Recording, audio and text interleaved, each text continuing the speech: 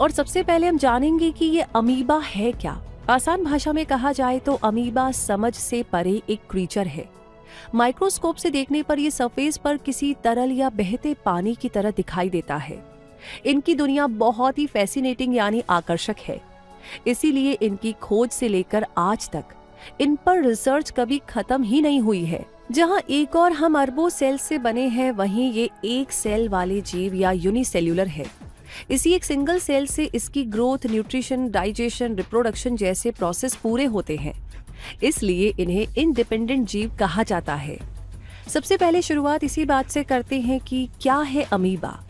आपके लिए जो भी इजी होगा आप उस नाम से बुला सकते हैं, पर इस डॉक्यूमेंट्री में हम एमीबा कहेंगे। तो एमीबा दरअसल प्रोटोजोआ की एक प्रजाति है जिसे यूकैरियोट कहते हैं। आगे बढ़े इससे पहले यूकैरियोट क्या होता है ये समझ लीजिए। तो एमीबा बना कैसे है वो समझने में आसानी होगी। यूकैरियोट यानी एक कोशिका या ढेर सारी कोशिकाओं वाला एक जीव, जिसमें एक विशेष जेनेटिक मटेरियल होता है जिसे डीएनए कहते हैं। डीएनए में होता है न्यूक्लियस और क्रोमोसोम, जिससे जीवन की उत्पत्ति होती है। यू बैक्टीरिया और आर्क बैक्टीरिया के अलावा यूकैरियोट्स में सभी जीवित जीव शामिल हैं। जैसा कि हम सब जानते हैं और पढ़ते आए हैं कि ज्यादातर शब्दों की उत्पत्ति किसी न किसी ग्रीक शब्द से हुई है, तो एमीबा के लिए भी ऐसा ही है। एमीबा शब्द आया है ग्रीक शब्द अमोइबे से, जिसका मतलब है चेंज यानी बदलाव।